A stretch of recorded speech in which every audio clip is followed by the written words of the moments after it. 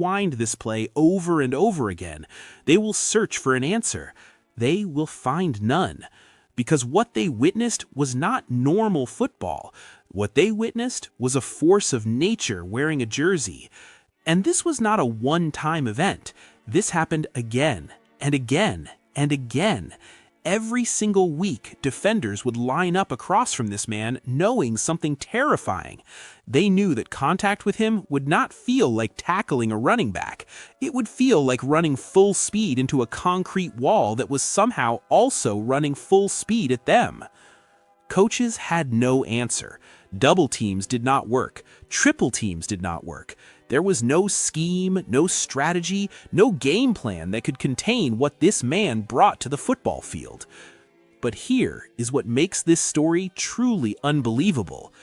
Football was not even his main sport. This man was a professional baseball player first. Football was something he did on the side, for fun, in his spare time. And yet, even as a part-time football player, he became the most physically dominant force the NFL has ever seen. His name would become synonymous with power, with speed, with the kind of athletic ability that scientists still cannot fully explain. But before he became a legend, he was a kid growing up in Alabama with nothing, absolutely nothing. His family struggled to put food on the table. He wore clothes that did not fit. He faced obstacles that would have broken most people before they even had a chance to dream. And yet, from that poverty, from that struggle, emerged an athlete so gifted that people who watched him play as a teenager thought they were witnessing something impossible. His high school coaches did not know what to do with him.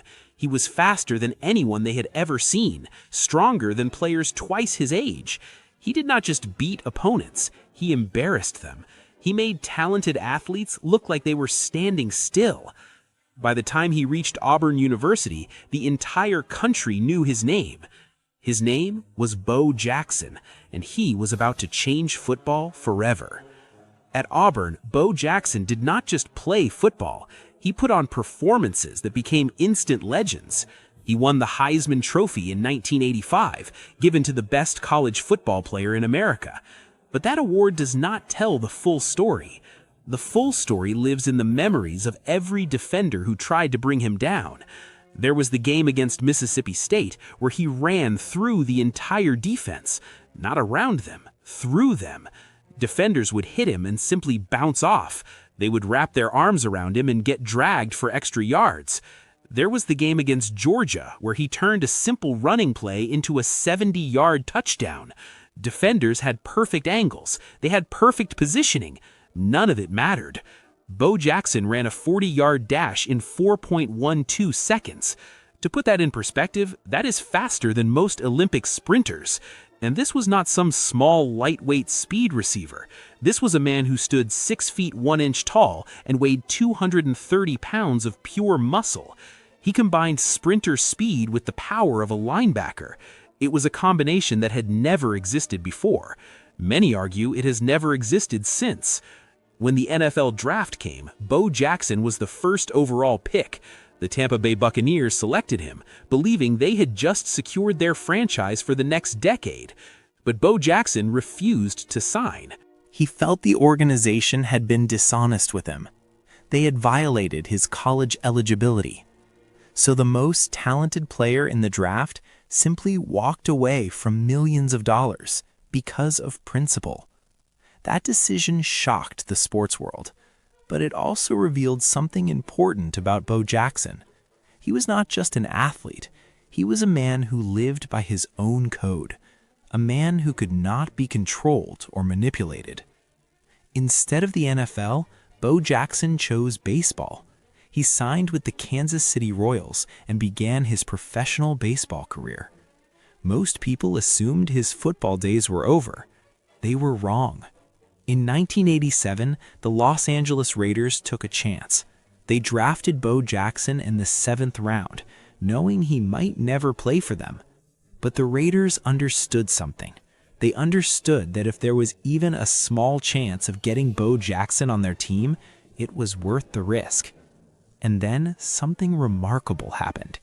Bo Jackson decided to play both sports. He would play baseball through the summer. Then, when baseball season ended, he would join the Raiders for the final stretch of the NFL season. The football world held its breath. Could he do it? Could anyone compete at the highest level of two professional sports simultaneously? Bo Jackson answered that question on Monday Night Football. It was 1987. The Raiders were facing the Seattle Seahawks. The entire nation was watching. This was Bo Jackson's coming out party. Seattle had a linebacker named Brian Bosworth. He was the most hyped defender in football. He had movie star looks, incredible talent, and a mouth that never stopped talking. Before the game, Bosworth guaranteed he would shut down Bo Jackson. On one play, Bo Jackson took the handoff and ran straight at Brian Bosworth. There was nowhere to hide. It was a collision course. The two men met at the goal line. What happened next became one of the most famous plays in NFL history. Bo Jackson did not try to juke. He did not try to spin. He lowered his shoulder and ran directly through Brian Bosworth.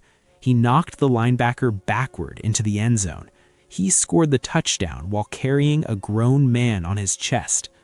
The clip played on every sports channel for weeks. It became a symbol. It became proof of what defenders already knew. You could not tackle Bo Jackson. You could only hope to survive him. But that was just the beginning. There was the run against Seattle where Bo Jackson took a simple pitch and turned it into a 91-yard touchdown. Defenders had the angle, they had the speed, and then they watched in disbelief as Bo Jackson simply ran past them, not around them, past them, like they were jogging. He reached the end zone and ran straight into the tunnel. He did not stop to celebrate. He did not stop for anything. He just kept running and disappeared into darkness. That image became iconic. It captured everything about Bo Jackson. Unstoppable, uncontainable, unlike anything anyone had ever seen. There was the game where he ran over defenders so violently that his own teammates winced on the sideline. There was the game where he stiff-armed a safety so hard the man did a complete flip in the air. There was the play where 3 defenders hit him simultaneously and he still gained 5 more yards. Coaches started holding meetings specifically about Bo Jackson, not about the Raiders' offense, about one single player. They would study film for hours trying to find a weakness. They never found one. Defenders who are now retired still talk about what it felt like to tackle him. They describe the impact like nothing else in their careers. They describe the fear they felt lining up across from him. This was a man who was not supposed to exist. His combination of size, speed, and power broke every model, every projection, every assumption about what a human body could do. And he was doing all of this as a part-time player. Bo Jackson was an all-star in baseball. He was hitting home runs that traveled over 500 feet.